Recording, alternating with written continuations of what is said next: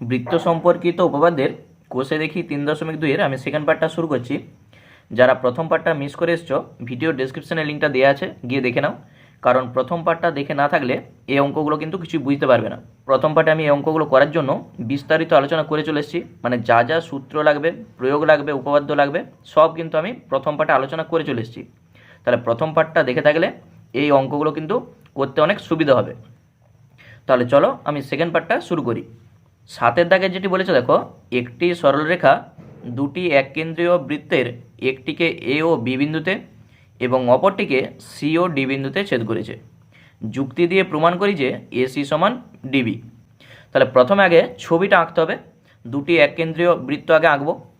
তাহলে দেখো ছবিটা দেখে নাও, দুটি হচ্ছে এককেন্দ্রীয় বৃত্ত আমি এঁকেছি। এই কেন্দ্রটার নাম দিচ্ছি আমি ও। এরপর বলা আছে যে বৃত্তের একটিকে এ ও বি বিন্দুতে।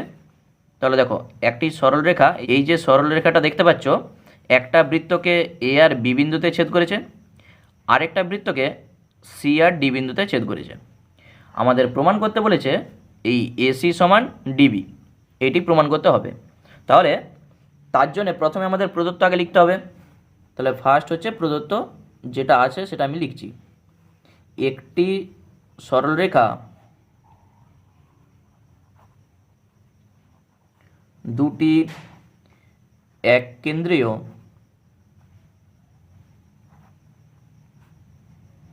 বৃত্তের একটিকে এ ও বি বিন্দুতে এবং অপরটিকে সি ও ডি বিন্দুতে ছেদ করেছে। এরপর হচ্ছে প্রামাণ্য। তাহলে কি প্রমাণ করতে হবে? এসি সমান ডিবি, এটি প্রমাণ করতে হবে। তাহলে তার জন্যে আমাদের একটু অঙ্কন করতে হবে। অঙ্কনটা কি করব? দেখো ও থেকে এই সরল রেখাটার উপর একটা লম্ব টানবো। তাহলে আমি এখানে একটা লম্ব টানছি, ধরা যাক এটা পি বিন্দুতে ছেদ করেছে। তাহলে আমি লিখে দিচ্ছি ও বিন্দু থেকে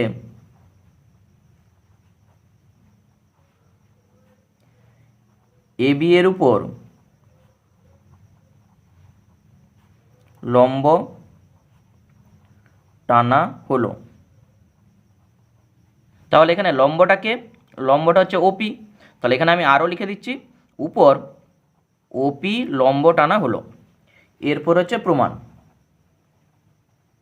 তাহলে প্রমাণটা দেখো। তাহলে প্রথমেই দেখো, আগের পাঠেও আমরা বলে এসেছি যে যেহেতু বৃত্তের কেন্দ্রগামী কোনো জ্যার উপর যখন লম্ব টানা হবে, তখন সেই জ্যাটাকে এই লম্বটা সমদ্বিখণ্ডিত করবে। মানে এইটা হচ্ছে লম্ব, ওপিটা লম্ব, দেখো এবি জ্যার উপর। তাহলে এবি জ্যার উপর ওপি লম্ব হওয়া মানে নিশ্চয়ই পিটা এবির মধ্যবিন্দু হবে, অর্থাৎ এপি সমান পিবি হবে। একই রকমভাবে দেখো এই সিডি হচ্ছে একটা জ্যা, এই সিডি জ্যার উপর ওপি লম্ব মানে কি হবে? সিপি সমান পিডি হবে। তাহলে সেই জিনিসটা আমরা এখানে লিখব। তাহলে যেহেতু বৃত্তের কেন্দ্রগামী কোনো জ্যার উপর অঙ্কিত লম্ব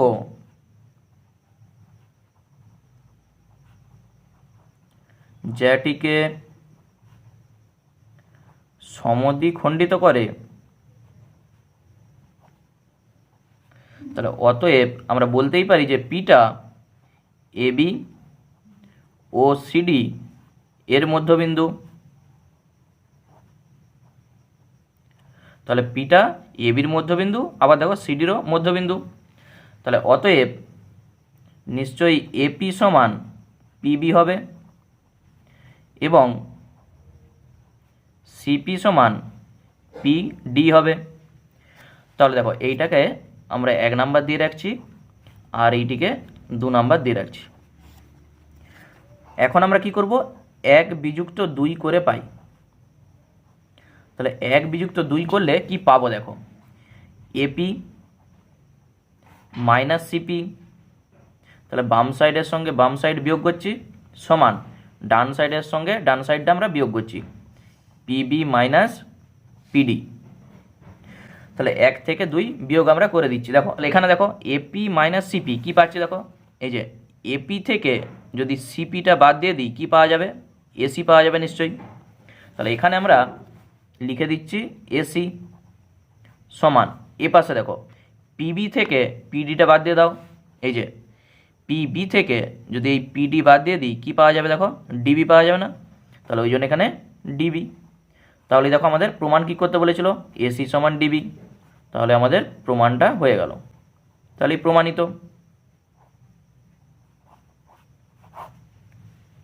এরপর 8 দাগে যেটি বলেছে দেখো প্রমাণ করি কোনো বৃত্তের দুটি পরস্পর ছেদি যে পরস্পরকে সমদ্বিখণ্ডিত করতে পারে না যদি না উভয়ই বৃত্তের ব্যাস হয়।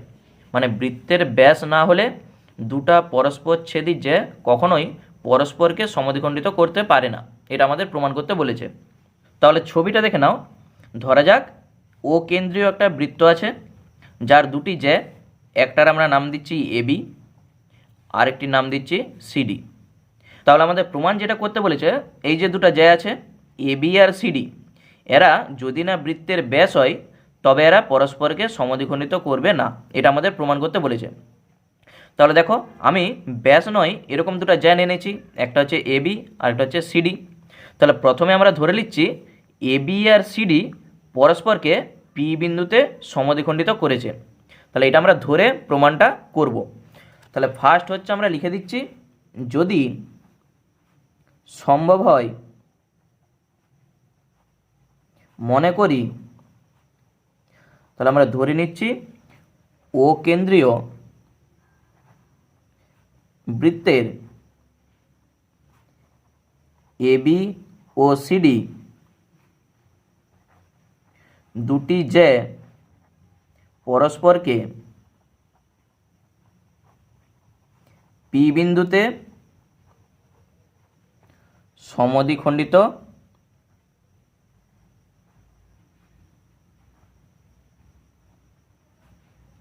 করেছে, তাহলে এইটার আমরা নাম দিচ্ছি পি। তাহলে যদি সমদ্বিখণ্ডিত করে তাহলে নিশ্চয়ই এপি সমান পিবি হবে, আবার সিপি সমান পিডি হবে। তাহলে অর্থাৎ এপি সমান পিবি এবং সিপি সমান পিডি নিশ্চয়ই হওয়া উচিত। তাহলে আমাদের প্রামাণ্যটা লিখে দিই, প্রামাণ্য। তাহলে প্রমাণ কি করতে হবে, বৃত্তের দুটি যে পরস্পরকে সমদ্বিখণ্ডিত করতে পারে না যদি না উভয়ই বৃত্তের ব্যাস হয়। তাহলে ব্যাস না হলে তারা কিন্তু পরস্পরকে সমদ্বিখণ্ডিত করতে পারে না। এরপর হচ্ছে অঙ্কন। তাহলে আমাদের একটু অঙ্কন করতে হবে। কি অঙ্কন করব, এই ও থেকে এই পিটাকে আমরা যুক্ত করে দিচ্ছি। তাহলে আমরা লিখে দিচ্ছি ওপি যুক্ত করা হলো। এরপর সরাসরি আমরা প্রমাণে চলে যাচ্ছি। তাহলে প্রমাণটা দেখো কিভাবে হচ্ছে। তাহলে দেখো উপপাদ্য 32-এ কী বলা ছিল, বৃত্তের কেন্দ্রগামী কোনো জ্যায়ের উপর অঙ্কিত লম্ব ওই জ্যাটাকে সমদ্বিখণ্ডিত করে। উপপাদ্য 32-এ কিন্তু বলা ছিল, মানে ওপি যদি লম্ব হয় তাহলে এপি সমান পিবি হবে। আর উপপাদ্য 33-এ তার ঠিক বিপরীতটা ছিল, যখন এপি সমান পিবি হবে তখন কিন্তু এই ওপিটা লম্ব হবে। তাহলে 32-এ ছিল এইটা লম্ব হলে এইটা সমদ্বিখণ্ডক হবে, আর 33-এ মানে উপপাদ্য 33-এ ছিল এইটা যদি সমদ্বিখণ্ডক হয় তাহলে ওপিটা লম্ব হবে। তাহলে প্রথমে দেখো আমরা ধরে নিয়েছি কি সমদ্বিখণ্ডক, মানে এপি সমান পিবি হয়েছে, ওই জন্যে ওপিটা নিশ্চয়ই লম্ব হবে, যেটা উপপাদ্য 33-এ কিন্তু ছিল। তাহলে সেটা আমি লিখছি এখানে, যেহেতু এপি সমান পিবি এবং সিপি সমান পিডি। তাহলে অতএব আমরা বলতেই পারি উপপাদ্য 33 অনুযায়ী ওপিটা এবির উপর লম্ব এবং ওপিটা আবার সিডির উপরেও লম্ব হবে। তাহলে সাইডে আমি লিখে দিচ্ছি, যেহেতু বৃত্তের কেন্দ্রগামী কোনো সরলরেখা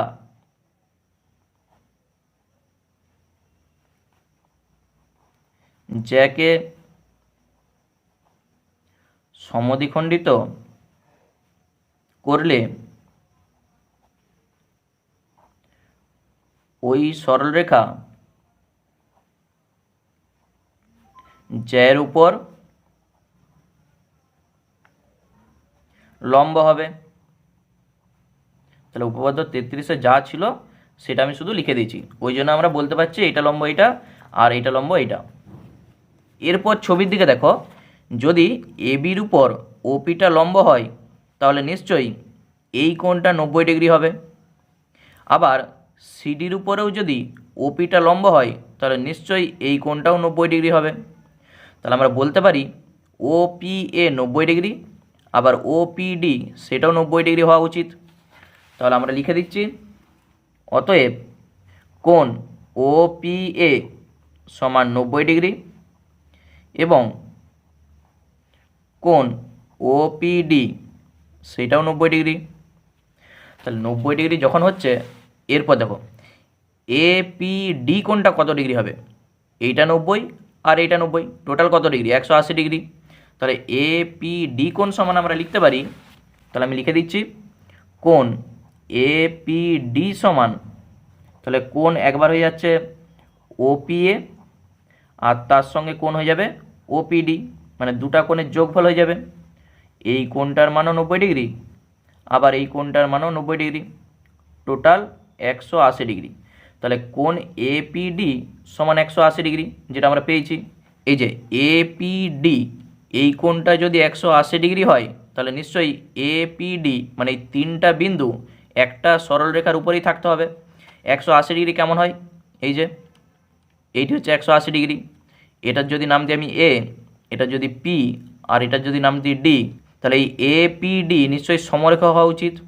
তাহলে আমি লিখে দিচ্ছি, যেহেতু এটা 180 ডিগ্রি হয়েছে তাহলে অতএব এপিডি তিনটি সমরেখ বিন্দু। তাহলে আমরা যেটা পাচ্ছি এপিডি তিনটি সমরেখ বিন্দু। তাহলে ছবির দিকে এরপর দেখো, এপিডি এই তিনটি কি কখনো সমরেখ বিন্দু হতে পারে? সমরেখ বিন্দু হতে হলে দেখো একটা সরলরেখার উপরেই তিনটা বিন্দুকে থাকতে হবে, তবেই কিন্তু সমরেখ হবে। তাহলে দেখতেই পাচ্ছি দেখো, যেহেতু এবি আর সিডি দুটি আলাদা রেখাংশ, ওই জন্যে এপিডি কখনোই সমরেখ হবে না। তাহলে আমরা যেটা ধরেছিলাম এই যে এপি সমান পিবি আর সিপি সমান পিডি, এইটা তখনই সম্ভব হবে যদি এরা বৃত্তের ব্যাস হয়, তাছাড়া হবে না। তাহলে আমরা এখানে লিখে দিচ্ছি, কিন্তু এবি ও সিডি দুটি আলাদা রেখাংশ। তাহলে আলাদা রেখাংশ মানে এরা কখনোই সমরেখ হবে না। তাহলে সুতরাং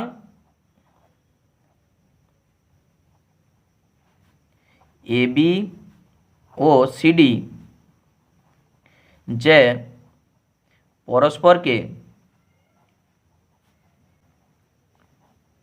সমদ্বিখণ্ডিত করে না যদি না তারা বৃত্তের ব্যাস হয়। তাহলে যদি ব্যাস হতো তাহলে ছবিটা কেমন হতো দেখো, আমি দেখে দিচ্ছি, মানে এই জিনিসটা হতো তবেই কিন্তু তারা পরস্পরকে সমদ্বিখণ্ডিত করবে।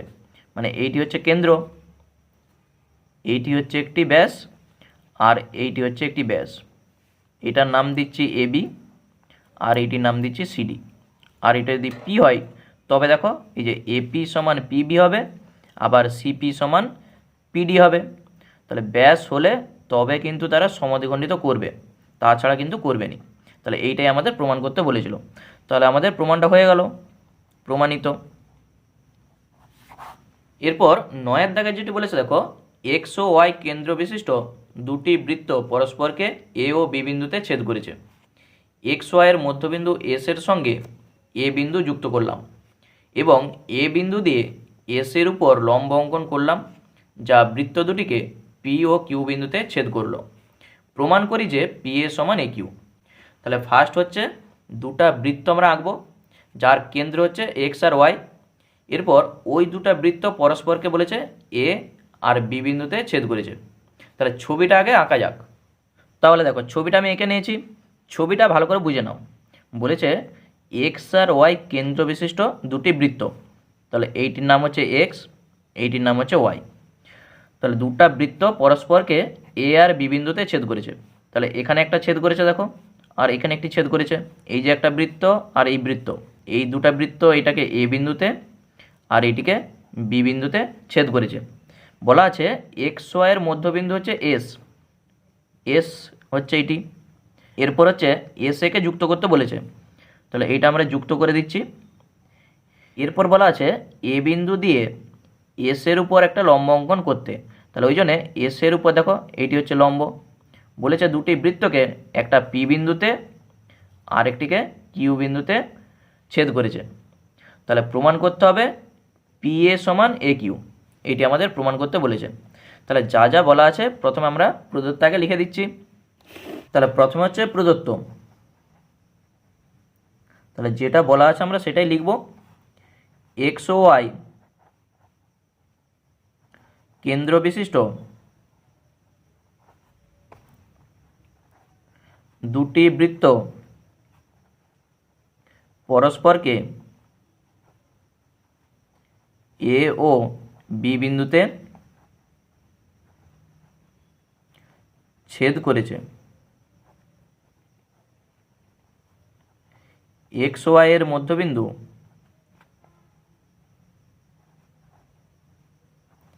এস এর সঙ্গে এ যুক্ত করা হলো এবং এ বিন্দু দিয়ে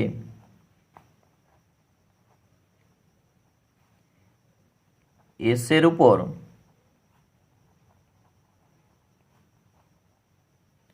লম্ব টানা হলো,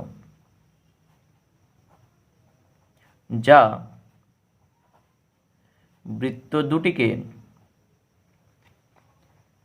পি ও কিউ বিন্দুতে ছেদ করেছে। এটি হচ্ছে আমাদের প্রদত্ত। এরপর হচ্ছে প্রামাণ্য। তাহলে কি প্রমাণটা করতে হবে? পি এ সমান এ কিউ, এইটি হচ্ছে আমাদের প্রমাণ করতে বলেছে। তাহলে তার জন্যে আমরা একটু অঙ্কন করব। তাহলে অঙ্কন বলে আমি লিখে রাখছি। তাহলে অঙ্কনটা কি করব দেখো, এই এক্স বিন্দু দিয়ে পি এর উপর একটি লম্ব আমি অঙ্কন করছি। তাহলে এইটাকে আমি যুক্ত করছি, একটি লম্ব অঙ্কন করলাম, আর এইটাও একটা লম্ব অঙ্কন করেছি। তাহলে এইটার আমি নাম দিচ্ছি, ধরা যাক এইটি সি বিন্দু আর এটি হচ্ছে ডি বিন্দু। এক্স বিন্দু দিয়ে পি কিউর উপর এক্সে একটা লম্ব টেনেছি, আবার ওয়াই বিন্দু দিয়ে পি কিউর উপর ওয়াই ডি লম্ব টেনেছি। তাহলে সেইটা আমরা লিখে দিচ্ছি। তাহলে এক্স ও ওয়াই বিন্দু দিয়ে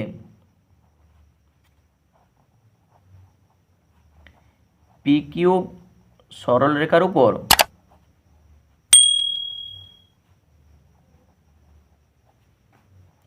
এক্সি এবং ওয়াইডি লম্ব টানা হলো। এটা হচ্ছে অঙ্কন। এরপর হচ্ছে প্রমাণ। তাহলে প্রমাণটা দেখো কিভাবে হচ্ছে। তাহলে উপপাদ্য 32-এ যা ছিল দেখো, বৃত্তের কেন্দ্রগামী কোনো জ্যার উপর যখন লম্ব টানা হবে তখন সেই লম্বটা এই জ্যাটাকে কি করবে? সমদ্বিখণ্ডিত করবে। দেখো লম্ব টেনেছি, ওই জন্যে পিসি সমান সিএ হবে। একই রকমভাবে দেখো ওয়াইডি লম্ব টেনেছি কার উপর? এ কিউ জ্যাটার উপর, ওই জন্যে এডি সমান ডি কিউ হবে। তাহলে সেইটি আমি লিখব। তাহলে যেহেতু বৃত্তের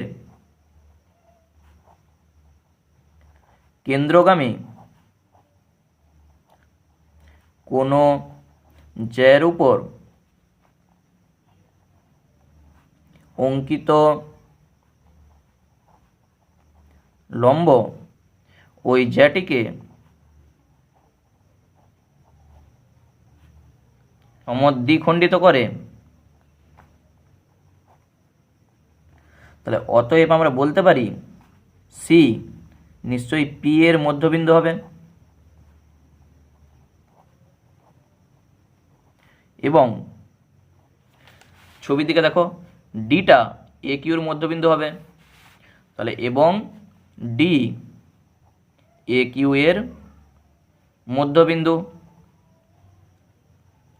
তাহলে সি যদি পি এর মধ্যবিন্দু হয় তাহলে সি একে আমরা লিখতে পারি যে সি এটা পি এর অর্ধেক, মানে সি এ সমান আমরা লিখব 1/2 পি এ।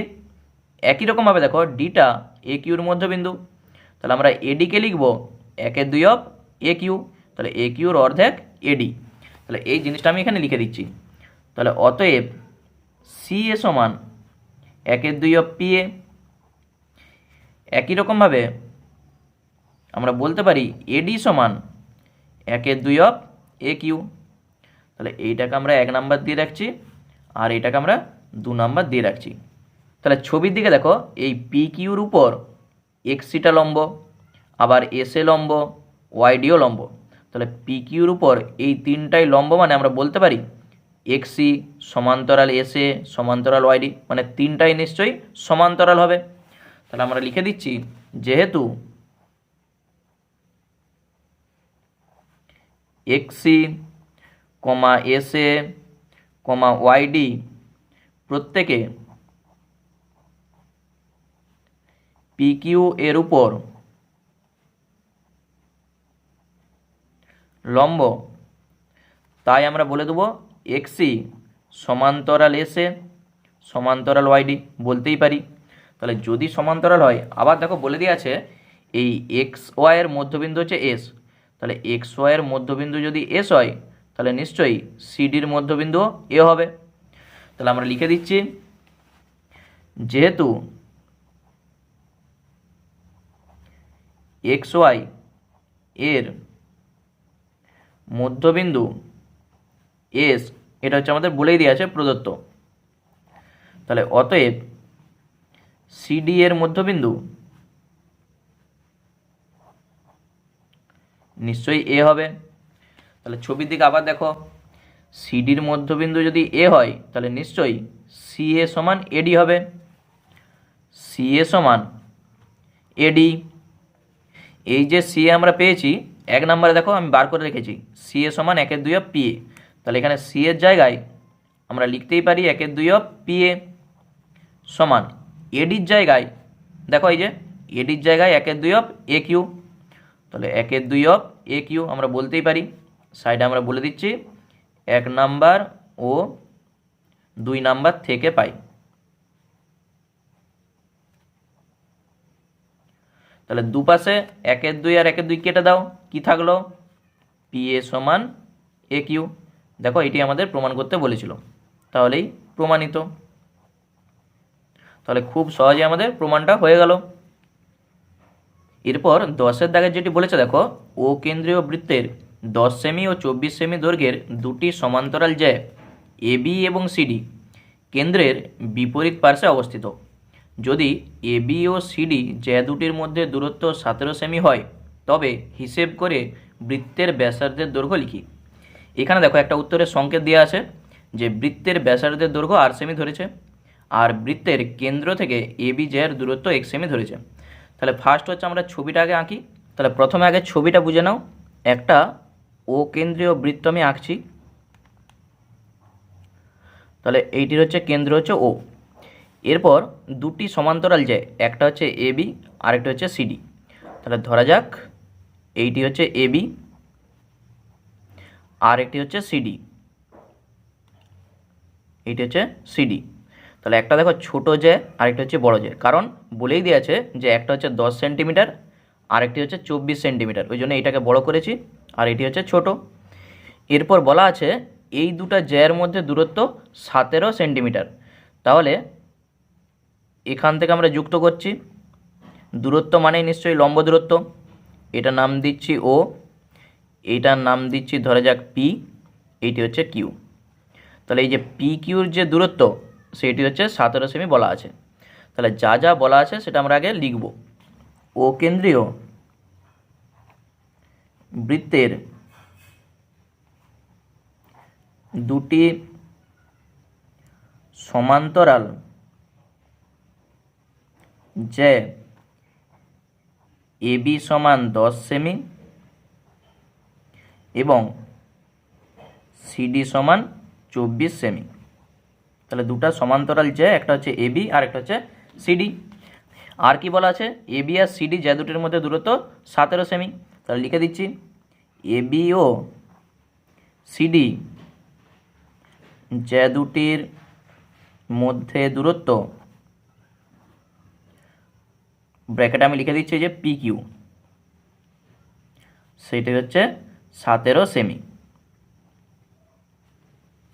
তাহলে আমাদের চাইছে বৃত্তের ব্যাসার্ধ কত। তাহলে আমরা কি করছি, ওবিটাকে যুক্ত করছি। ওবি মানে দেখো বৃত্তের ব্যাসার্ধ, আবার ওডিটাকেও আমরা যুক্ত করছি। তাহলে ওবিটাও হচ্ছে বৃত্তের ব্যাসার্ধ, আবার ওডিটাও বৃত্তের ব্যাসার্ধ। তাহলে এই বৃত্তের ব্যাসার্ধকে আমরা আর ধরবো। তাহলে আমি লিখে দিচ্ছি ও কমা বি আর ও কমা ডি যুক্ত করা হলো। এরপর দেখো এবিটা হচ্ছে 10 সেন্টিমিটার বলা আছে, তাহলে পিবিটা কত হয়ে যাবে, নিশ্চয়ই তার অর্ধেক হয়ে যাবে, কারণ পিটা এবির মধ্যবিন্দু। এই যে ও থেকে দেখো এবির উপর লম্ব টানা আছে ওপি, ওই জন্য এইটি 5 সেন্টিমিটার হয়ে গেল। আবার সিডিটা বলা আছে 24 সেন্টিমিটার, তাহলে কিউডি কত হয়ে যাবে, তার অর্ধেক হয়ে যাবে 12 সেন্টিমিটার। তাহলে আমি লিখে দিচ্ছি যেহেতু পি ও কিউ, এবি ও সিডি জয়ের মধ্যবিন্দু, তাহলে অতএব পিবি সমান 10/2 সমান 5 সেমি, আর কিউডিটা 24/2 সমান 12 সেমি। তাহলে কী জন্য মধ্যবিন্দু হয়েছে সেটাও সাইডে আমি লিখে রাখছি। যেহেতু বৃত্তের কেন্দ্রগামী কোনো জ্যায়ের উপর অঙ্কিত লম্ব ওই জ্যাটিকে সমদ্বিখণ্ডিত করে, যেটা উপপাদ্য 32-এ ছিল। ওই জন্য আমরা বলতে পারছি যে পিটা এবির মধ্যবিন্দু আর কিউটা সিডির মধ্যবিন্দু। এরপর দেখো পি কিউটা আমাদের বলা ছিল টোটাল 17 সেন্টিমিটার। আমরা যদি ওপিটাকে 1 সেন্টিমিটার ধরে নিই, তাহলে ও কিউটা কত হয়ে যাবে, টোটালটা ছিল 17, সেখান থেকে এক্সট্রা বাদ দিয়ে দাও, তাহলে কত হয়ে যাবে 17 মাইনাস এক্স। তাহলে এই ও কিউটা হয়ে যাবে 17 মাইনাস এক্স সেন্টিমিটার। তাহলে আমরা এটা ধরে নিচ্ছি, ধরি ওপি সমান এক্স সেমি। তাহলে অতএব ও কিউ সমান 17 মাইনাস এক্স সেমি। এরপর এই যে বৃত্তের ব্যাসার্ধ আমাদের চাইছে, মানে ওবি আর ওডি যে কোনো একটা বার করতে পারলে আমাদের বৃত্তের ব্যাসার্ধ পেয়ে যাব। তাহলে এইটাকে কেউ আর ধরতেও পারে অথবা না ধরেও কিন্তু করা যায়। তাহলে আমি যদি আর ধরে নিই, তাহলে এইটাও আর মানে এইটাও আর। তাহলে আমরা ধরে নিচ্ছি, ধরি বৃত্তের ব্যাসার্ধ ওবি সমান ওডি সমান আর সেমি। এরপর এই একটা সমকোণী ত্রিভুজ, যার দেখো ভূমি হচ্ছে 5, লম্বটা হচ্ছে এক্স আর অতিভুজটা হচ্ছে আর। তাহলে এই সমকোণী ত্রিভুজের আমরা জানি লম্ব স্কোয়ার প্লাস ভূমি স্কোয়ার সমান অতিভুজের স্কোয়ার হয়। তাহলে এখান থেকে আমরা লিখছি সমকোণী ত্রিভুজ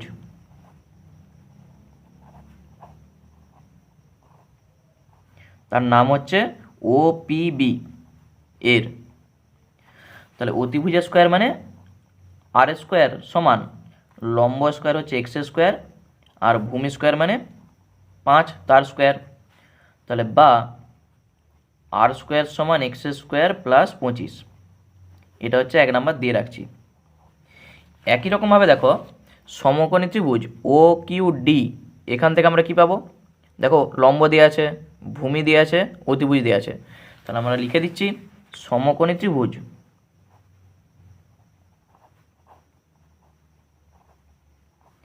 ও কিউ ডি এর, তাহলে অতিভুজটাও কিন্তু এখানে আর, তাহলে ওই জন্য অতিভুজের স্কোয়ার সমান লম্বটা হচ্ছে 17 - x তার হোল স্কোয়ার, আর ভূমিটা হচ্ছে 12, লম্ব স্কোয়ার প্লাস ভূমি স্কোয়ার, এটি হচ্ছে 2 নাম্বার।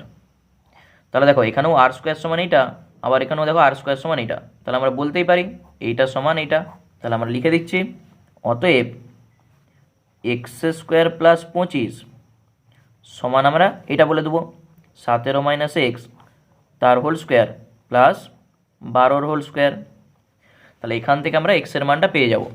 তাহলে তার জন্যে ক্যালকুলেশন করো, x² + 25 সমান, তাহলে এখানে দেখো a - b এর হোল স্কোয়ার আমি ভেঙে দিচ্ছি, তাহলে a স্কোয়ার মানে 7 স্কোয়ার কত হয়ে যাবে?